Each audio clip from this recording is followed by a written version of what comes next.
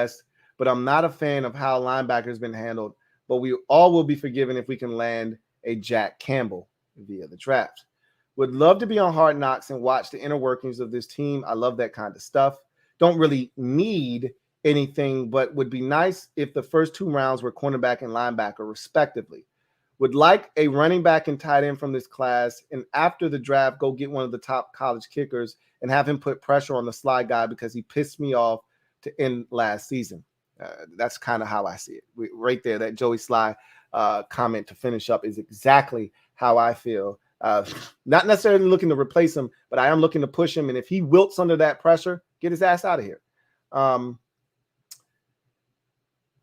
Okay, good comment from Wilfredo there.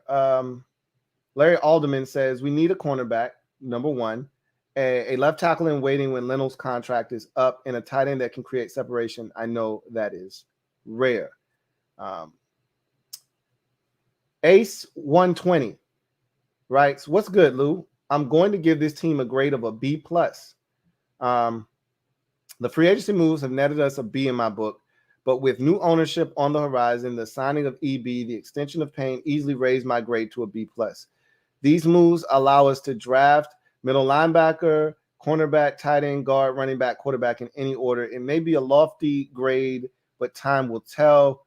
As far as our biggest need heading into the draft has to be middle linebacker. Second is replacing Logan. There's some good tight ends. Third is a 3-way tie between slot corner, guard depth, and third down back. Lastly, it's a 2-way tie between developmental quarterback and returner. If we do these things, I can give this team an A+ of an offseason, and I may even go a few games this year. Okay.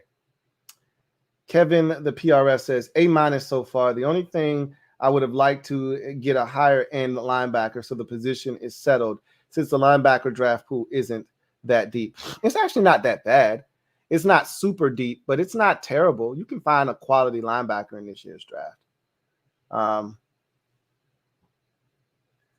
Let's see. Obtada's throwback Claude writes, so far, so good, keeping Payne, dumping Wentz and Heineke, brought in some comp for the O-line, although there's some questions as to where everybody fits. Still a question at corner, but overall, I give it an A-. Jado says, I would give them a B. I really like Gates and Wiley signings. I'm not a fan of the Cody Barton signing when there were better options available at linebacker, including Cole. I like the Brissett signing because this shows that Sam is the guy going into the season. I still believe the biggest need is linebacker as of right now. Logan Lodo writes, I would say B, and basically for the same reasons you have given. We've tackled all of our needs essentially, so we can kind of do what we want in the draft. As much as I love Logan Thomas, John Bates and company, I would like to see them bring in a Dalton Schultz, Hayden Hurst type of guy, because there's no better best friend to a young quarterback than a tight end.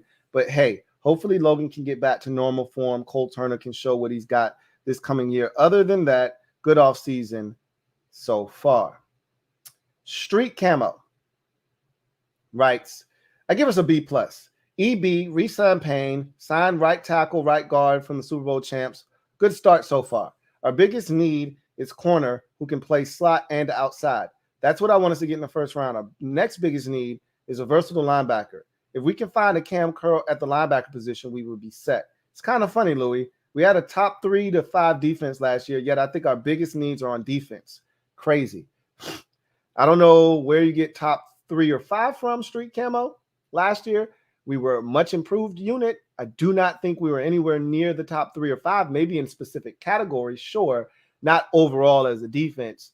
That said, it is funny because we were much improved and a lot of people feel good about this defense. I just told you, I don't feel as confident in this defense, and it's not a coincidence that much of our big needs are on that side of the football because I'm not convinced that this unit is actually very good yet. So while it is funny because you're like, hey, we weren't that bad last year. I said this last year and I told you it could be a bit of fool's gold, especially if the numbers don't, back up in our eyes aren't deceiving us. Montez Sweat was good last year. He wasn't great last year. Chase Young coming back from injury. Now kid gloves are off. This is a make or break year for him. Let's see what you've got because you got 2 studs on the inside that are going to allow you to be one-on-one. Okay. No excuses. You're not getting double teamed. You may get chipped here or there, but make plays. TJ Watt gets chipped and double team and triple team, and he's still getting to the quarterback. Find a way. If you're that dude, then we should be seeing double-digit sacks out of you this year if you're Chase Young. And I get it. You're still coming back from that knee injury. At a bare minimum, no less than 7.5 sacks. But for Tez, that bar is a little higher. He's not coming off of any injury. This is a contract year. We need double digits, and we need to see dominance and consistent dominance. Not, oh, he had 3.5 sacks this one week and then nothing these next 2 weeks. And then he had a 1.5 sacks and then nothing for 3 weeks and then another 2.5 sack game. Like, don't Brian Arakpo me, okay, on your way to 12.5 sacks or 11.5 sacks. Don't Brian Arakpo me. Don't Ryan Kerrigan me. Consistently kick ass. All right. And then when we look up and we see 14.5, you're like, yeah, Tez was doing the damn thing this year. So Street Camo, it is funny, but it's not surprising to me because I don't believe in this defense right now. I'm not saying we're terrible on defense. Don't get it twisted. I just don't think the defense, and obviously I'm a lot higher on this offense, but they got to prove it. But I'm a lot higher on the offense than I am the defense. I need to see what we do on defense before I get excited. B. Smitty. This was a tough one to grade. I wanted to be critical and give them a C+, but it was better than it seemed. It starts with Ron shaking up the coaching staff and bringing in EB and taking care of Payne. And addressing the O-line, they brought back Tyler Larsen, who has played well when healthy, added Wiley and Gates, who I assume will both start. I assume the unit will be Leno at left tackle, Gates at left guard, Larsen at center, Cosme at right guard, and Wiley at right tackle. Hopefully they can get the job done. There were no big ticket items, no shiny new toys to play with, but we stayed under cap, upgraded the line with which was a priority number 1 for most of us. We lost a couple of guys that we were attached to. It's sad to see them go, and we wish them well. In my conclusion, final grade is an A-. The only question I have going into the draft is, what the F are we doing at linebacker? Linebacker, cornerback, and a young center are at the top of my list of needs in this draft. We could also use an upgrade at punt returner if possible. A solid kicker to compete with Sly. Thanks, Lou. You the man. No, you the man, B. Smitty. And I think your offensive line is a little bit off. Gates could start at left guard, but Larsen isn't starting at center either. And they could release Chase Rouillet. And the only way something like that would occur is if they ask him to take a pay cut, he refuses, they cut him, and then something happens to Gates where he can't be the starter, then you would end up with a situation. That means we're in trouble if Larsen's starting. Larsen's starting should only occur if we get to an emergency situation. That's why we feel so good about center now, is because if you keep Rouillet and you got Gates, you shouldn't get to Larsen unless we get to a dire situation, meaning we're either 2 men down at center or 1 guy down at center, and one of the backup centers had to go to guard, like i.e. Rouillet went down, Gates had to kick the guard because we had one of our guards go out, and now Larsen assumes center.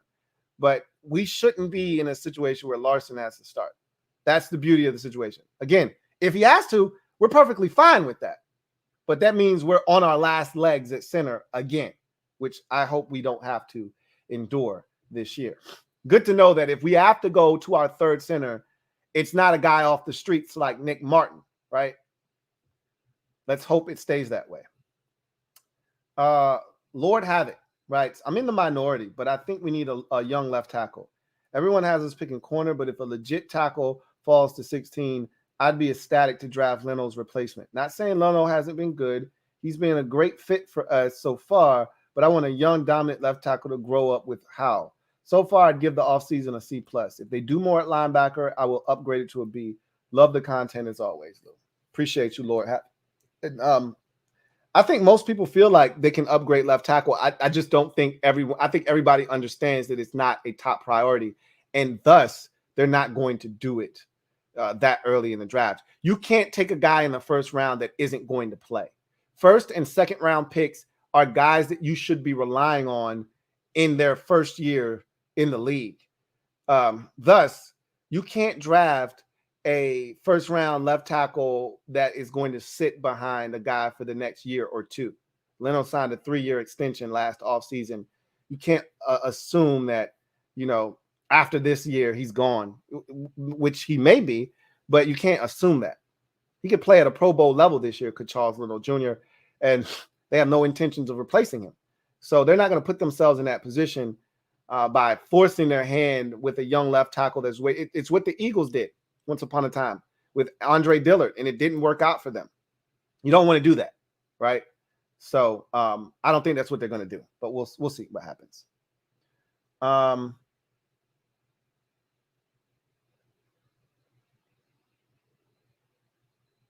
Mickey Moon writes, a couple of fact checks. One, I don't think they named offensive line coach yet, which they haven't. Doesn't matter. It's still going to be a new guy that wasn't the offensive line coach last year, so that doesn't matter. We don't know who it's going to be. Two, we will have mini camps in late May, early June, so we'll see guys in their new jersey numbers earlier than July. But nobody's really paying attention to that. Nobody's like, oh, I see a number 3 out there in mini camps. Nobody cares about that. But point taken. As far as grades, if you include coaching changes, then it's a B+. If you only include just players, then it's a C. Let's see. Zoe Life, No Life writes, I give it a B for now. We can only give it an A when these depth pieces actually contribute in season. Stanley Foley says, hey, Lou, I think Washington did a good job adding players in free agency. I think the biggest need now is kicker. Moody would be awesome. Sign me up. Ephraim Damas writes, B- so far, although I still expect it to happen. I am missing the contract restructure to open up cap space. This is why we could not sign a solid middle linebacker to be ready for this, ready for the draft, all in on BPA. Best move yet was to go with Sam Howell as QB1. Twin D writes, my grade is not an A, B, or C, or D, but rather M and M, mired in mediocrity, which has been his slogan this offseason. The only needle-moving changes have been made in the coaching ranks, which is okay, I guess. Regarding players, I get the feeling we're stuck in the mud. Dax Milne is still our punt returner. Nothing says mediocre more than that. We also need a linebacker or two, a real dog. Regarding Hard Knocks, let's do it. That might add some edge to this team in some form or fashion, some notoriety. I'm getting tired of our lack of edge and just plain ho-humness. All right.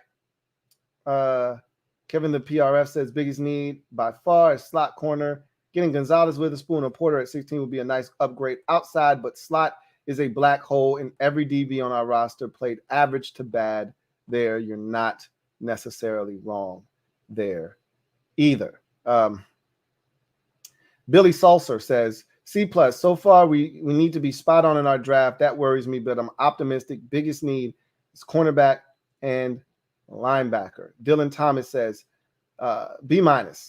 Linebackers are the biggest need. I want us to finally make the position stronger. B. Harris 757 says, I wouldn't mind us taking a look at Miles Jack. A young, fast linebacker has position flex to play all 3 linebackers and cover, Lou. What do you think? I don't know if he's available or not, but I don't really know on Miles Jack. I don't know how he would fit or wouldn't fit.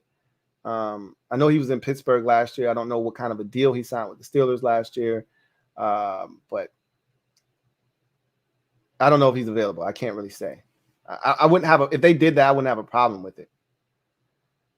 But I think he's still in Pittsburgh, if I had to guess. The foot model writes, I'd grade them a B, mostly on the offensive line signings. I like the guys they kept too. EB as OC should be a huge upgrade. Biggest need is tight end and left tackle for me. I don't know that we actually have an NFL capable tight end. I've lost faith in Logan Thomas. A trade for Eckler would put me at an A+. I wouldn't love trading for Austin Eckler. I love his skill set. I love what he brings to the table. But I don't love having to pay a running back that's 27 years old the kind of money he's looking for. I mean, we barely were able to keep J.D. McKissick, and that was 2 years, $7 million.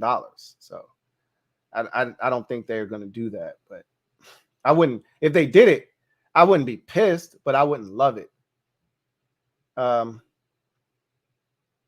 Trev J says, I'm giving them a B strictly because of EB.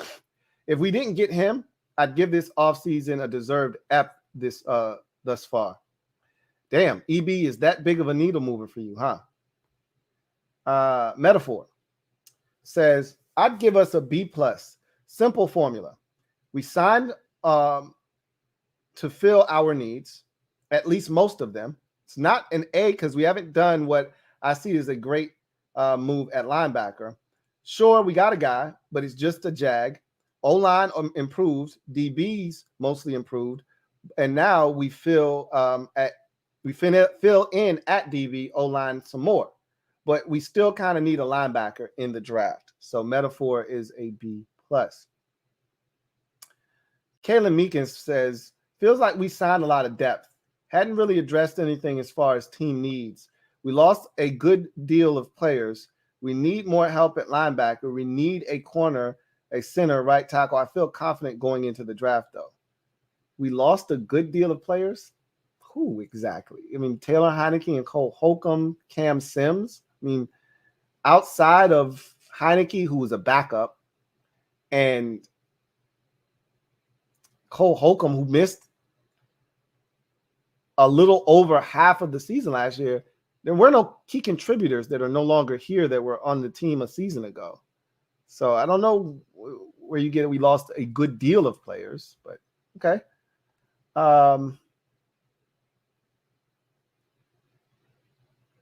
Let's see.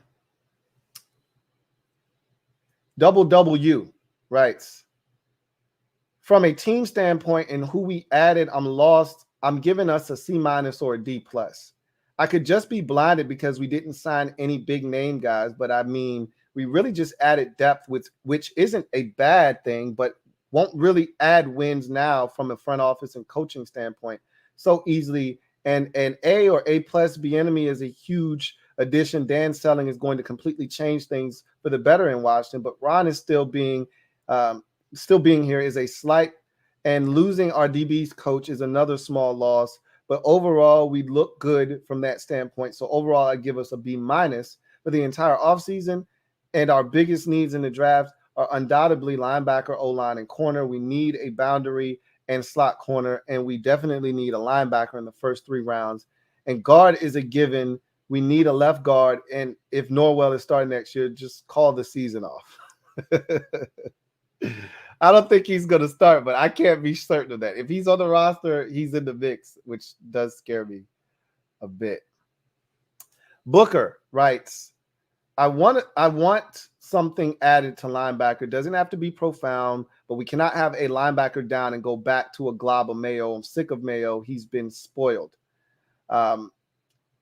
Slot corner, we really only have guys who can play boundary. Even Danny, who we brought, who we thought was a slot, is really just a boundary guy. With McCain gone, we need someone who can fill in at slot. Not trying to say Wild Goose or on the loose next year. Not trying to see, rather, Wild Goose on the loose next year. And they may think he's going to play better in his second year. Who knows? Offensive tackle is third. He says, I think we need to add an offensive tackle, especially if Cosme ends up playing more guard. I really like Wiley, but I'd prefer him as a guard, which means we need one more piece at tackle. 4 is edge rusher. With FA back, edge is solid. However, I'd like to draft a guy with high upside that can give us some explosiveness and athleticism when Young and Sweat aren't on the field. Number 5 is running back. I think this is a deep draft for running back. We can snag a dude who can be a nice change of pace or perhaps a JD replacement. Sign Jerick McKinnon, please, in parentheses. 6 is kick/punt return. Anybody but Dak's 2 left legs mill. I'd prefer Gibson not to return kicks.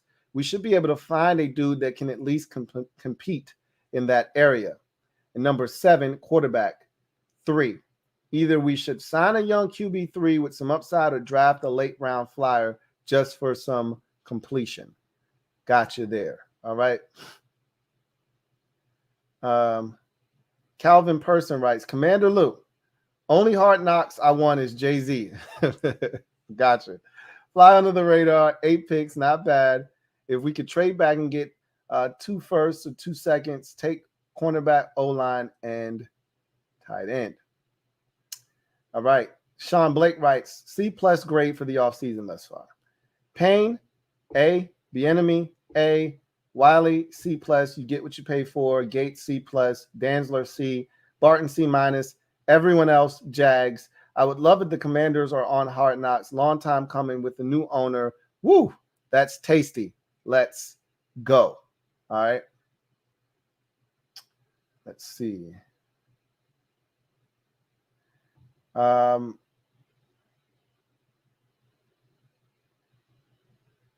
don't know what this says. I think it says Ava get your belly. I don't know. Says NHO. Y'all know what it is.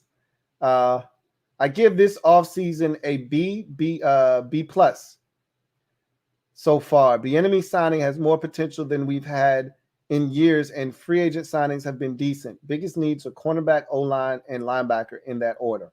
Also, love the Payne re-signing, and we need Curl extended too. All right. Cartoon Novak PG says, signing Payne was good, B. EB, don't know. Good, I guess. Offseason moves, C-, just for depth. James Wagner says, C-. Tackle is the biggest need. Gates is probably the best move. If we don't end up on Hard Knocks, the league done messed up. Let's see. Brian Ingram says, C, only because of coaching changes. Legit left tackle, top linebacker, top corner. Hail, Louie T. Really appreciate you.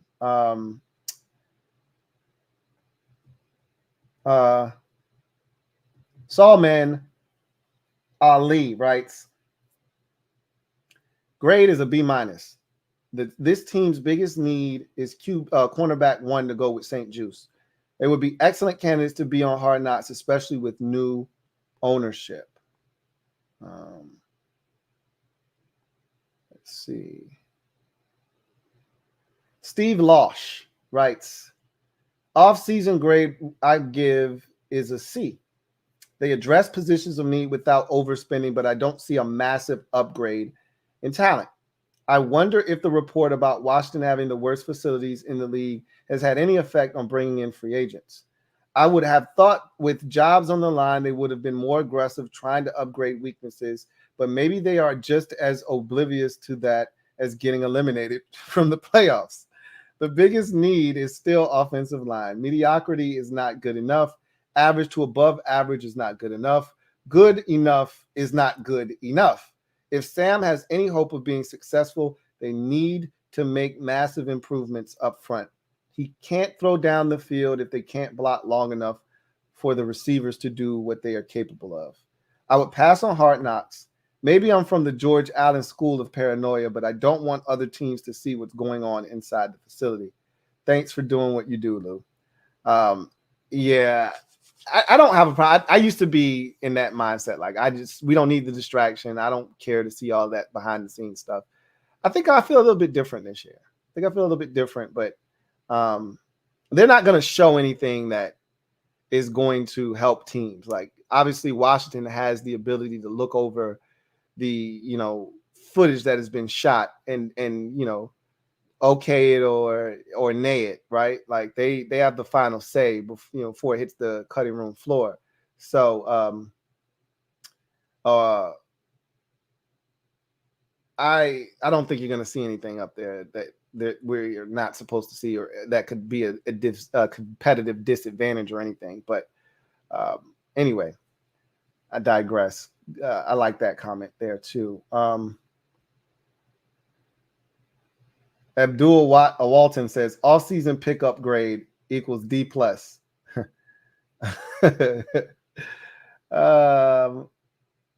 Rich, not gonna lie, writes B-. Solid offseason from free agent standpoint. Some guys left that we would be better off keeping. I like Wiley and Dantzler, and I believe they'll be day one impact players and starters. More Wiley than Dantzler in that part, though. Not a fan of Kemp at all. He's a lesser Cam Sims. Everyone else is cool, I guess. Signing Duran gets this grade as high as it does. The time they signed him and for the numbers they did, chef's kiss work. Biggest need, especially in the draft, is a top shelf young corner. Everything else is now a want due to our free agency moves, and I like it better taking wants in the draft. Okay. Joe Rockhead writes, salute Commander-in-Chief or Commander-in-Chiefs. Grade is a B. The additions of Wiley, Bates, and Brissett are the high points. Not only the skills they bring, but at positions of great need. The other signings are not as impressive impact-wise, but solid enough to add depth and solidity to the prospective position groups. Biggest needs, corner, linebacker, left tackle, kick off, and punt returner. The free agent signings helped some of these positions, but certainly didn't elevate them. Cornerback is tied to linebacker as equally important. St. Juice is arguably a lock, but he hasn't shown season-long durability yet. So a partner that can play with him or for him is important. At the same time, the slot corner needs to be addressed absolutely. The ideal candidate can play both inside and outside, giving the ability to cover all the needs at a high level. The linebacker position, though seemingly undervalued, needs to be more formidable to push the lesser talented guys in their rightful places. Depth. I wish we were upgrading left tackle, and is the only position that can arguably be addressed now for the near future or next year when Logan's contract is winding down. And tight end, so that's why I was confusing. And tight end is the only position that arguably can be addressed now for the near future or next year when Logan's contract is winding down. I have nothing against Milne as a receiver, but he's not impactful, though safe as a returner. I think we can find a guy that's better in both departments. Hard Knocks it's a great opportunity to introduce the post-Snyder Commanders to the football world. Bieniemy and Howe present very intriguing stories to follow, considering all the questions about both. All right. Let's see. JS writes, no thanks to Hard Knocks. I don't want the potential new owners broadcasted on live TV in year one. Also, it seems like a huge distraction for the players. Howell is already being talked down by some fans in a mock draft celeb or two, so I don't want him to have to deal with it most. Offseason, I'd give it a B-. I like how they've somehow disguised their plan of what direction they're going to go in the draft, but signing minor free agents to fill secondary roles doesn't sound like a terrible idea either. If they have some hits in the draft, then maybe this grade is low. Biggest need, I haven't a clue. Our cap number is so low, I haven't been thinking if a premier left tackle starts to slip, maybe they'll move up and grab a Paris Johnson and save $8 million by cutting Leno. However, I think they believe Leno is still a decent left tackle, so maybe not. I'd say linebacker, but I feel like that is one of those positions in the league where it's hard to make an impact day one as a rookie. Cornerback depends on their plans for Fuller Where do they want to play him? I'm not as big as some on the Dantzler pickup, but maybe they are. Tight end is a luxury pick in my eyes, but if they think one could have an impact, maybe they'll go there. I honestly could talk myself out of every position. Redskins Weekly writes, C+ only because they've resigned Payne and bringing in EB. The guys they brought in here, I'm not feeling at all.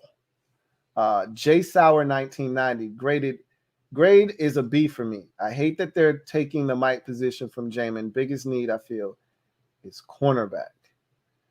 Donald Woolridge writes, grade is a C+. There were no needle movers due to both linemen and being barely average. Wiley gives up too many sacks, and Gates isn't a dog. That's not true. Just serviceable. Linebacker worse than Holcomb, and I didn't like Holcomb. Needs still, number one, guard Florida in the first. So he likes what's my guy's name? Osiris Torrance in the first. 2 would be the center from Minnesota, John Michael McKivitz, or Schmitz, not McKivitz, John Michael Schmitz. 3, cornerback Maryland. He's probably talking about, and you're not getting these guys in that order. John Michael Schmitz will be there in the second round. The guard out of Florida, Osiris Torrance, will be there in the first, but you're not going to get Deontay in the third round. Linebacker out of Utah or Florida in the fourth. 5th, running back out of Kentucky will probably be there. And kicker out of Georgia in the 6th. BPA in the 6th. 7th, BPA as well. I would trade Gibson, Sweat, Fuller, Young if you get 2 or higher. Fixes caps. Don't have to worry about paying them for mediocre play we get from them. When this draft is deep in what we need, we also need to get players that actually can make better after Ron gets fired. Sweat and Young are ruined by bad coaching. They can't develop any rush tools or motor at this point. I'm not trading all of those dudes. That doesn't make any sense. Especially for Ron, if you're trying to win, you're not getting rid of veterans that can help you win right now. I understand what you're saying about some of them, especially if Gibson's not a part of your future. Get something for him. Sweat, same deal. Fuller, you're not going to get anything for him. Last year of his contract, I just don't see Fuller being a hot commodity, whereas Gibson's going into the last year of his rookie contract. Same thing with Sweat. Those guys are going into their, theoretically second deal, whereas Fuller would be going into his third deal. Not as appealing. So anyway, I digress. And I disagree. I think there's still, an untapped potential in both Sweat and Young. They may ultimately be who they are as players, but I won't rule them out yet as to be able to get better. DCJ writes, hard knocks equals hard no. Take it to Baltimore or the Jets. Free agent grade, solid C, just blah. Most important moves going into the draft, legit O-line and linebacker and cornerback. A legit speed guy for returns or gadget plays. Gotcha. Derek B writes, it's a C. The only acquisition that moves the needle is Eric Bieniemy. Every position that was a draft priority before free agency is still a high priority. Corner, left tackle, linebacker, tight end, and interior offensive line and quarterback. Leno has proven that he is unable to consistently block any of the other pass rushers in the division. You're not necessarily wrong there. I don't think he's as bad as you make him out to be, but he did struggle with Josh Sweat. He did struggle with the Giants' first-round pick, Kayvon Thibodeau. So you're not wrong necessarily either. I love BSJ, but he can't stay on the field. Fuller was up and down last year, and there was no depth. Logan at his best is a back half of the league TE1, but should be a TE2. The rest are unproven one-trick ponies. Whoever starts at middle linebacker for Cole will have to learn a new defense. Center Larson is injury prone. You may have confidence in Sam, but even the most optimistic realist can only say he's got a shot at being the guy. Brissett is an upgrade over Taylor. He doesn't have a shot at being the guy. He will be the guy going into the season. Now, if you're talking about actually being the guy, absolutely. Every quarterback only has a shot at being the guy. I mean, you can draft a guy number 1 overall. It doesn't guarantee you he's going to be the guy. You're going to give him every opportunity to be the guy, but doesn't mean he's going to actually be good. The Jets traded up to the Jets were number 2, took Zach, and I thought he was going to be good. He fooled the hell out of me as well. But they took Zach Wilson, and they've already quit on him. And rightfully so, he stinks. And he doesn't seem to get it mentally. He was the guy. They drafted him to be the guy. They gave him a couple of opportunities. He failed miserably. So Sam's going to get an opportunity. That's all you can ask for. We'll see what he does with it. Sean Knight writes, great in offseason so far. Replacing Turner with Bieniemy, A++. Offensive line, C++. Linebacker, incomplete. Secondary, C-. Quarterback, B. Overall, B- to C+. Okay. All right. Let's see. Bradley Roche says D for the grade, and we need cornerback, safety, better O-line, and like 3 linebackers and tight end. Okay. Benjamin Bellamy says C-. It's so glaring, it's disgusting. Biggest need right now is linebacker. We lost Cole. Jamin is Jamin, and we signed a special teamer with a side of Mayo. I can't figure out for the life of me why 2 former linebackers, Rivera and JDR, just constantly ignore the position and continue to sign bums. Shaking my mother effing head. All right. Jamel Payne says B, and I would say left tackle is the biggest need. Reason being, how much do you like Leno? Nice guy, but needs to get better there to me. I don't think you're wrong about that. I think you're wrong about that at all. Cameron Dixon says a D is the grade. All we got was backup depth. You get a guy with 9 sacks as right tackle in Wiley. Nick Gates replaces Schweitzer, backup guard center. Shouldn't see the field. Dancer, big outside corner, but we need a slot. He's not going to play over Fuller or BSJ. Barton, career backup that played 1 year out of his 4 well in a prove it year. See if he can do it again. Kemp shouldn't make the team. Brissett, career backup. Hopefully Hal beats him out. He will. Our biggest need is still O-line. Nothing has changed for me. We got 2 tackles that gave up more than 8 sacks. We got injury prone on the inside, and none of them proven. Norwell, too slow, can't do anything outside. Next would be linebacker and tight end for me. Then slot corner, 3rd down running back / punt returner, and kick returner as a wide receiver. If we want to run the ball, a fullback that can do everything, Luke would be sweet at the end of the draft. All right. I think that is it. All right. Good job there, guys. And ladies and gents, that was awesome. You guys did a great job with that. Love a lot of the comments and a lot of what you had to say there. Let's get to the comment section. And I don't disagree with anything that you guys have said, honestly speaking. And if I did, I probably said it in the moment. But if I just let your comment rock, it's probably because I agreed with much of what you had to say. And there's a lot of question marks, you know.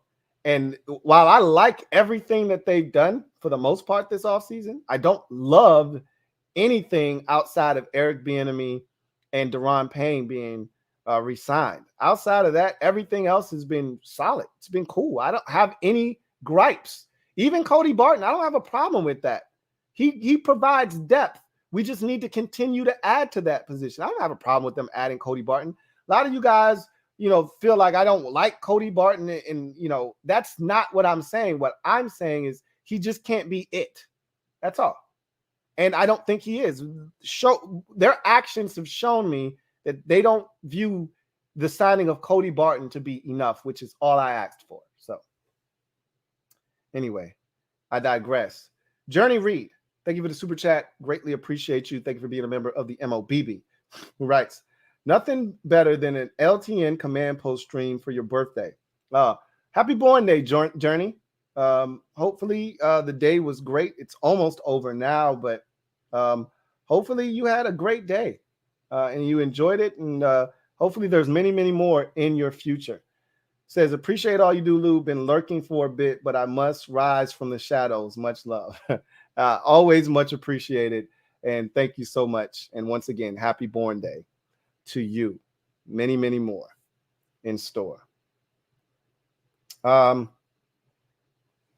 Jay Divine, thank you for the super chat. Greatly appreciate you.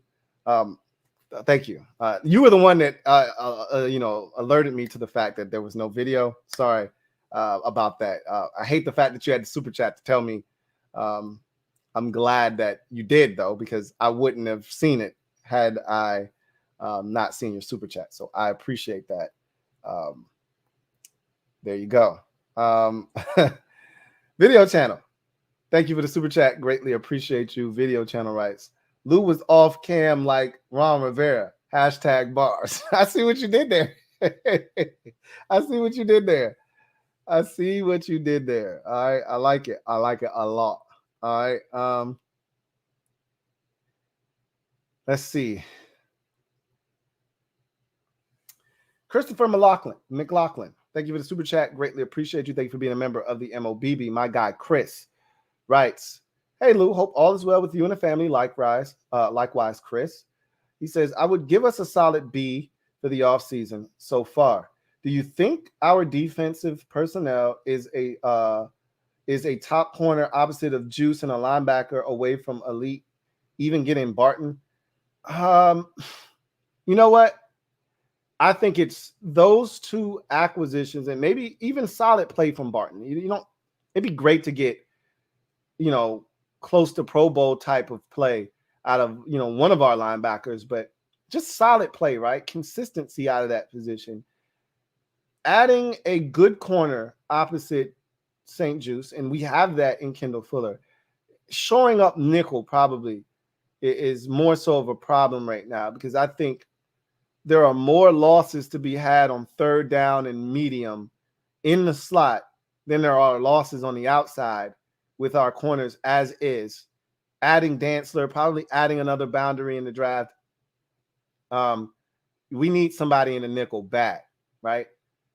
That, and I think stability at linebacker, but what I don't want to undersell, when I want to continue to drive home, is we need more out of our defensive ends.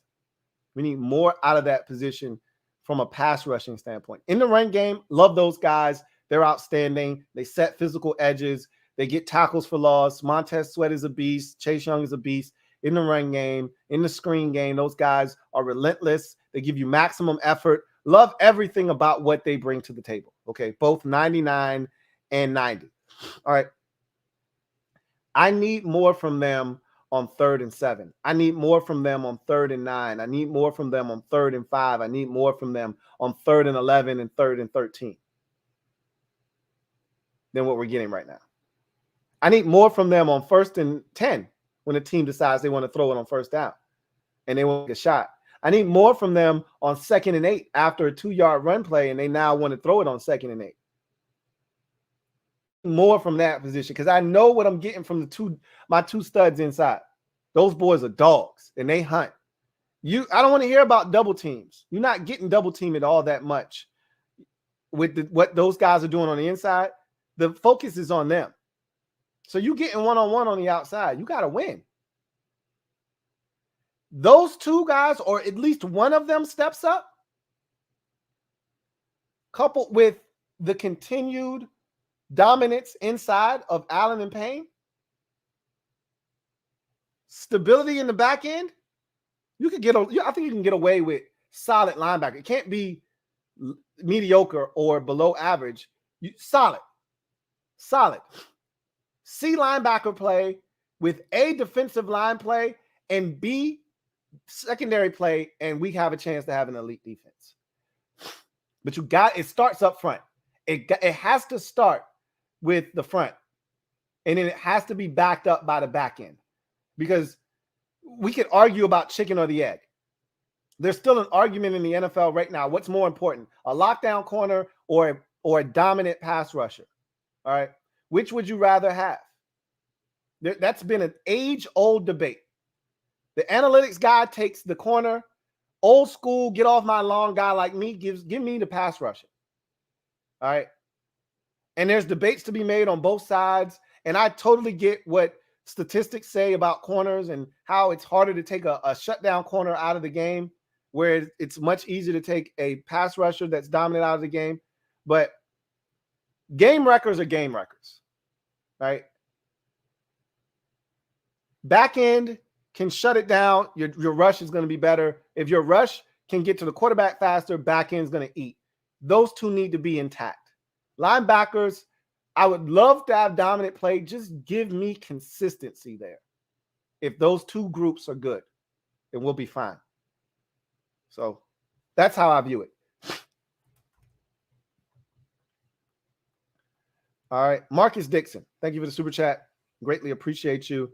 Marcus writes, Giants fan here. Give me the rundown on Bobby McCain. Average player with upside, backup, straight dirt, best role versus worst role. What's the scoop? Lay it on me. So Bobby McCain is a solid free safety in this league. He'll do his job. He'll be where he's supposed to be when he's supposed to be there. He's not a good nickel, right? We dropped him down in the slot last year, and he came into the league as a nickel out of Memphis. Has really played more safety than nickel in his career. And I don't know if he forgot how to play nickel last year when we asked him to do it, or if he's just more comfortable at safety at this point of his career, but he didn't play well in the nickel role, right?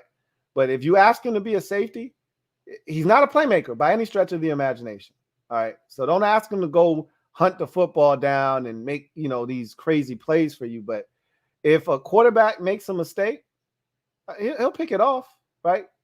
If you're asking him to be where he's supposed to be, he'll be there. He's a good tackler, solid football player. You're not going to be disappointed with him if you use him correctly. If you start asking him to do things that he's not comfortable doing, then you're going to be very disappointed and you're going to think he's trash. I just tell you right now, as an NFL free safety, he's a C, a flat C. On a good, you catch him on the right day, a very good day, he's a B-, right? But he's no more than that. But he's a guy, a good locker room dude. He'll speak up when he needs to, and he'll hold others accountable, and he's not going to make your team worse. I assure you of that. He adds value to your locker room. John Perez, thank you for the super chat. Greatly appreciate you. My guy JP writes, good to see you as always. Likewise, JP. Your Lakers gonna make the playoffs or what? Talk to me. Would Ron really go for Hard Knocks, or would he view it as a distraction, especially going into a win now season? Ron's done it before. He's done a version of Hard Knocks that was even more intrusive with the Amazon Prime, because that was actually in season. Hard Knocks is during training camp. Ain't shit going on in training camp that, is ultimately going to make or break your season. He did it in season. All right. In Carolina. That's more of a problem for me as a coach than during training camp. So I think he'd be fine with it, honestly. But we'll see.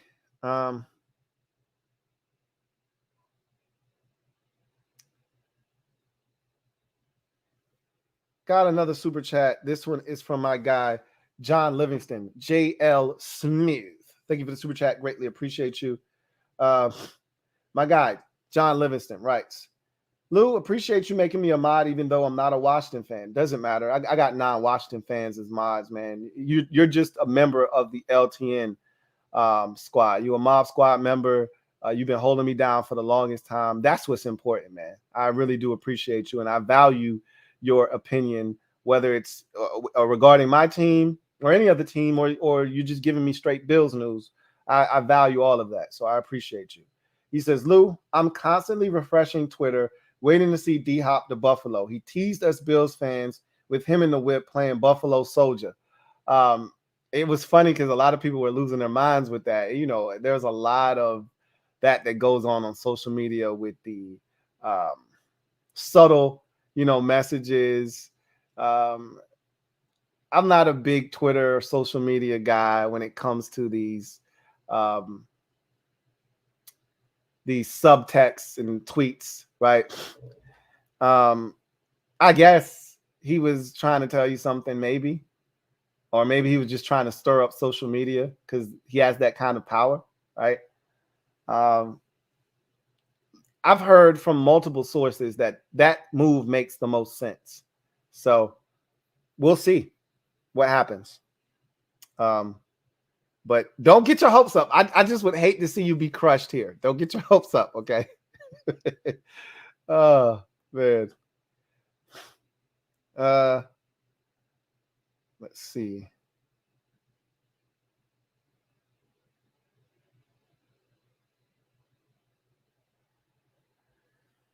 John Perez, thank you for the super chat. Greatly appreciate you. My guy, JP, double up, JP writes, playing against great offenses shouldn't be an excuse for this defense to regress. Dallas's D shut down the Niners offense in the offs last year. But the Cowboys are, to me, more talented defensively and better coached. Like, we don't have a Michael Parsons on our team. We thought Chase Young was going to be that. He's not that. Our defensive tackles are better than theirs, but they're not. They don't have minced meat and chopped liver at defensive tackle. They're not Allen and Payne, but as a unit, they've got dogs all across their defensive line. You got Parsons running around. Leighton Vander Esch is really solid as a linebacker. Deron Bland in the slot, it was a dog last year. Trayvon Diggs is a ball hawk. He gives up plays, but he makes his fair share of plays as well. Donovan Wilson is a beast at safety. I love him. They're well coached. There's a lot to like with what Dallas puts on the field defensively. You can't compare us to them. I just think they're better coached than we are defensively. Jack does a solid job, but he's not Dan Quinn. I'll tell you that. I take Dan Quinn over him any day, twice on Sundays, Thursdays, Mondays, and some Saturdays. So, anyway, I saw somebody say, I think I made the comment, Waller is the third best tight end in the league. Receiving tight end, I said. Receiving. I stick by that. I saw Kittle's name pop up. Love George Kittle. Kittle is effing-tastic, okay? I will tell you this, though. As an overall tight end, Kittle is second in the league because he's a much better blocker than Andrews, Mark Andrews, and Kelsey. He's the best blocking tight end in football is George Kittle. He's not a better receiver, though, than Darren Waller. I love him, though, as a receiver, and his run after the catch is crazy, but Waller's a mismatch nightmare. All right. Not that Kittle's not, but I'll take Waller as a pass catcher. Let's look at just for shits and giggles. Let's see Kittle's best year as a receiver versus Darren Waller. I'd venture to say that Kittle's best season as a receiver, I did not see that coming. 2018, his second year, 88 catches, 1377, and 5 touchdowns. That's going to be tough to beat. I'm going to put Waller in it and say Waller had a season somewhere in that neighborhood. Maybe not as many yards. That's hard to beat. But Waller probably had 2 of those type of seasons. Kittle's only had 2,000-yard years of his career. All right. Back-to-back years in 18 and 19. 1,053 and 19 and 1,377.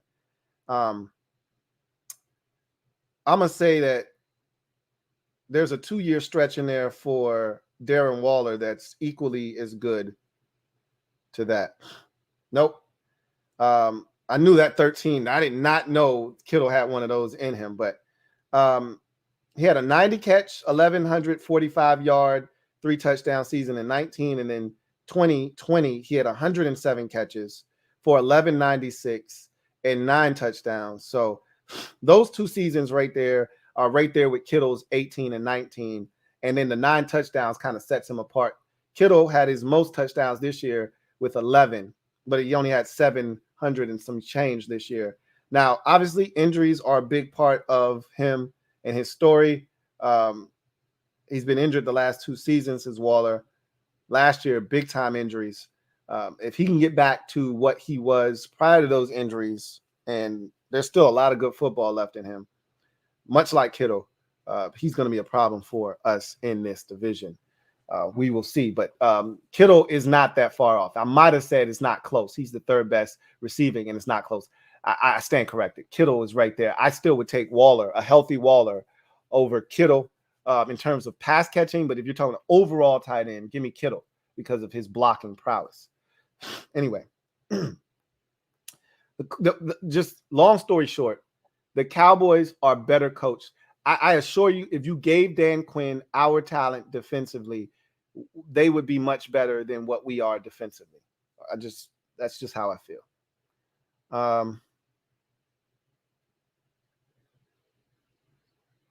Reedy Davis, thank you for the super chat. Greatly appreciate you. Reedy writes, "What's up, Lou? Rate the division wide receiver crews best to worst." I've already said this. I think if you're just going off of strictly numbers, the Eagles have to be 1. They have to be, because they got 2,000-yard receivers. We don't. All right, but if you're going off of potential projections moving forward, I would take us. I've already said that, though. You know how I feel, because Terry cancels out A.J. Brown. I've already stressed that. Smitty is better than any number 2 that we have. But the gap between Smitty and Curtis Samuel, remember, Samuel is more of a do-it-all, versatile guy. Smitty had how many yards last year? I'm going to say 1,100 and some change. Let's check and see. Devontae Smith stats. He had 1,196 last year. Hell of a season. 7 touchdowns, right? 95 catches. Outstanding year. We know what he is. He kicked our ass. We know what Devontae Smith is. Let's check Curtis Samuel's numbers. And with Curtis, you also have to factor in rushes. He had 64 catches, 656 yards, 4 touchdowns. And again, with Curtis, you also have to take into consideration rush yards, because you don't have to do that with Devontae Smith. They're not handing him the football, right? So with Curtis, he had 38 rushes for 187 yards and a touchdown. So you add that 187 into you bake that into his 656, you're over 800 yards, roughly 850. Let's call it 850, right? In total all-purpose yards. Smitty was at almost 1,200. So the gap isn't that great. It's a considerable gap, but it's not a insurmountable gap where you can't make up that difference and surpass the Eagles. Here's where I think we passed them. Jahan Dotson is easily a number 2 in this league, probably a number 1 on most football teams, right? And we only got a tip of the iceberg last year from him. When he played, we saw how dominant he could be. So you take Jahan and I say, who's the Eagles' 3rd best receiver? And if you try to tell me, oh, it's Quez Watkins, well, we blow Quez out of the water. The gap between Jahan and Quez isn't even close. So in that, I add Jahan to Curtis, and the sum of that is greater than that of Devontae coupled with Quez Watkins, if you ask me. Then we go to 4, and I think Diami, and again, Diami still has a lot to continue to grow on, but just the Titans game in itself shows what Diami could potentially be. And so I take Diami Brown over whomever the Eagles' 4th receiver is. I just think we get them in the overall depth of the room. That's what I ultimately think puts us over the top. And so I'd give us the nod, but if you're strictly going off of number one, if you weight it and say number one and number two receiver, it weighs more than 3, 4, 5, all that stuff.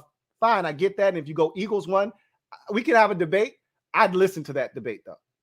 And so it's Eagles. It could be Eagles 1, Washington 2. I'm going Washington 1, Eagles 2. It's 1A, 1B really for me. Then I think it's just because the Giants don't have anybody. You have to go Cowboys second, third rather. And then the Giants bring up the rear. But the Giants are looking to rectify that. They're going to spend a first-round pick on, more likely than not, Jackson and Smith and Jigba. Jackson Smith and Jigba, or in Jigba Smith. Whatever. Him, right? Going to spend that pick on him more likely than not.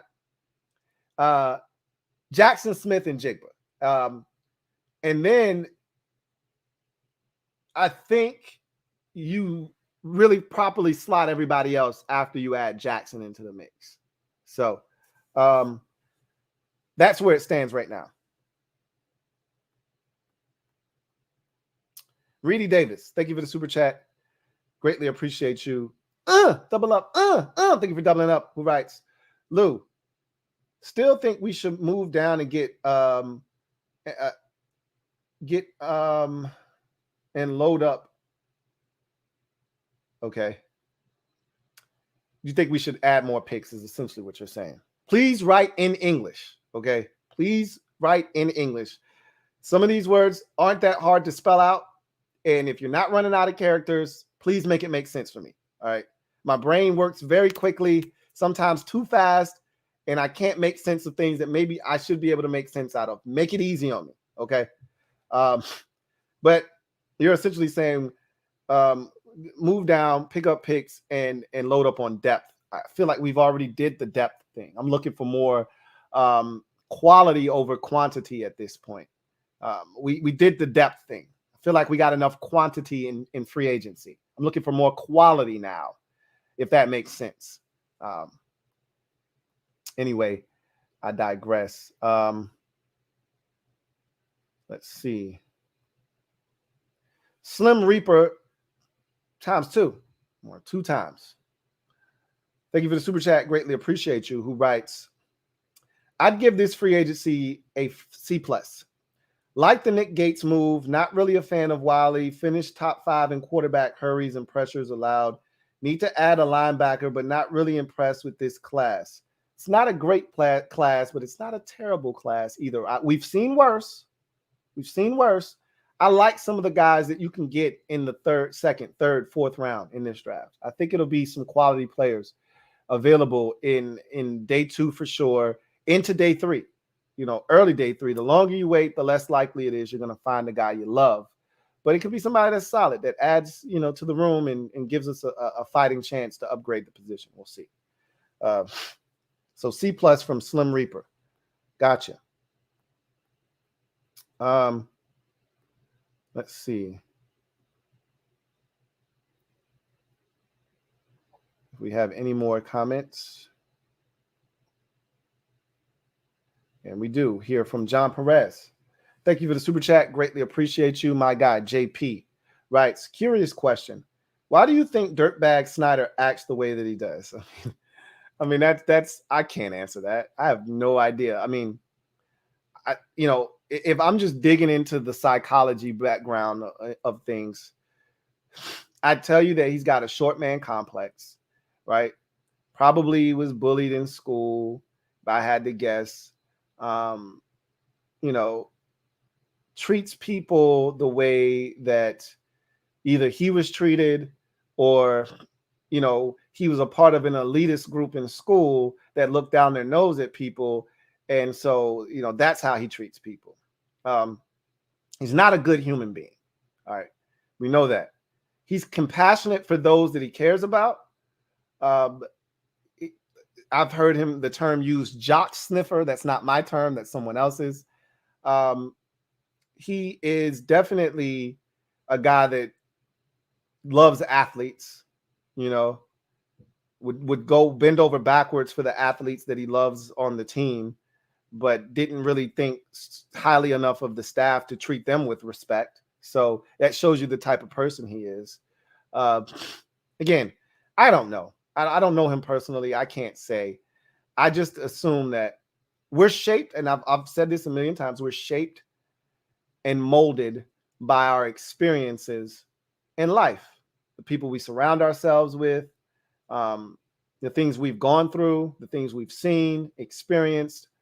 And again, sometimes your upbringing has something to do with that. The people that you surround yourself with, whether it's middle school, high school, contribute to that. Sometimes people are just dicks. Sometimes people are just not good human beings. They're just wired a certain way. And that could be the case for him as well. I don't know. Could be a combination of all those things. Could be none of those things. Hard to say. Hard to say.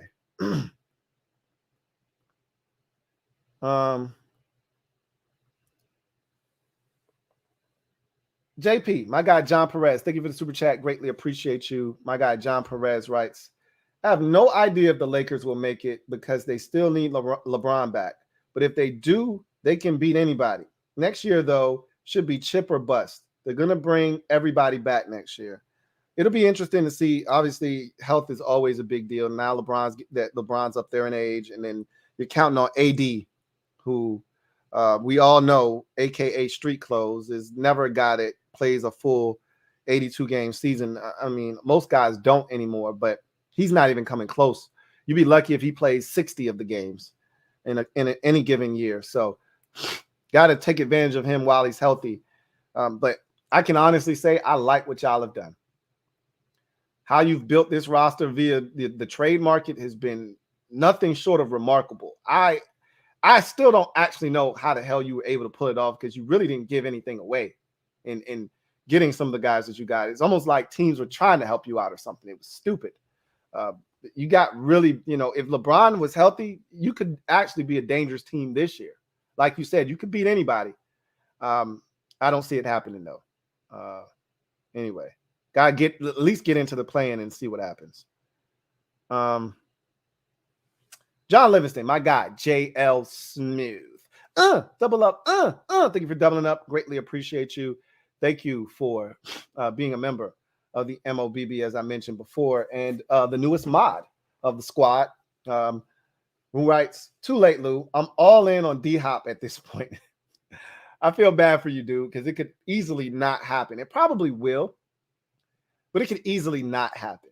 And that's disappointing, right? When you get your hopes up. Brandon Bean, After Dark. It's coming tonight.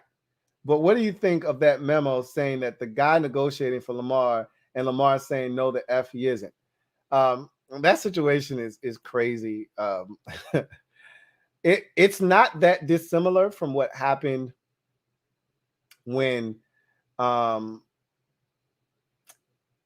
Smith was trying to get a trade from the Bears and negotiate his own, deal and everything. The league sent out a memo to all 32 teams. Don't, negotiate with anybody but Roquan Smith. He doesn't have representation, all that good stuff. It's crazy.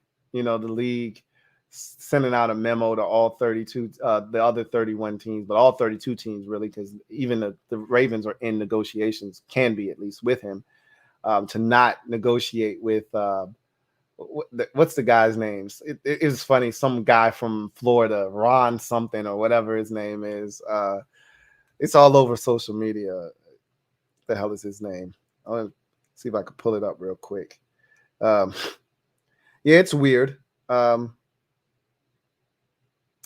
at the end of the day, I'm gonna just type in Lamar Jackson.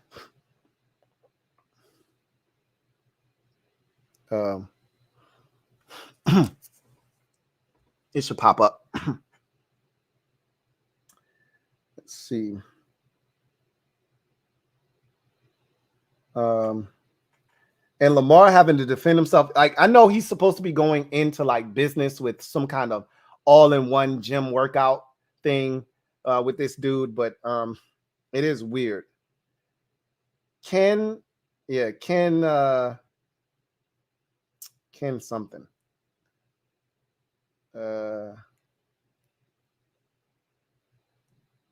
Yeah. I don't know what his last name is, but it's Ken something. Anyway, it's a crazy situation, man. This whole Lamar situation is just taking on a life of its own. It's grown legs and it's moving around. And at this point, the Ravens are just like letting it run around like a stray dog around the neighborhood. If he's supposed to come back, he will. If he doesn't, oh well, I'll get a new one, right? That's kind of how they're going about it right now. Anyway, I digress. So that is the final super chat, which means that's going to do it for me, your man Louie T, here on this installment of the Command Post Live. I thank each and every single one of you guys for kicking it with the kid tonight. I look forward to some big things on the horizon. As I mentioned, next week will be a busy week. Wednesday, we'll have the conglomerate of Rio, Ed, and Rico on the show as we will talk all things Washington Commanders. That's followed by the Super Friends reuniting once again for the final time prior to the draft on Thursday, the following night. So next week is going to be a jam-packed week. I'm going to really start honing in on the draft. There'll be more draft content coming out of this channel, so keep your eyes peeled for that.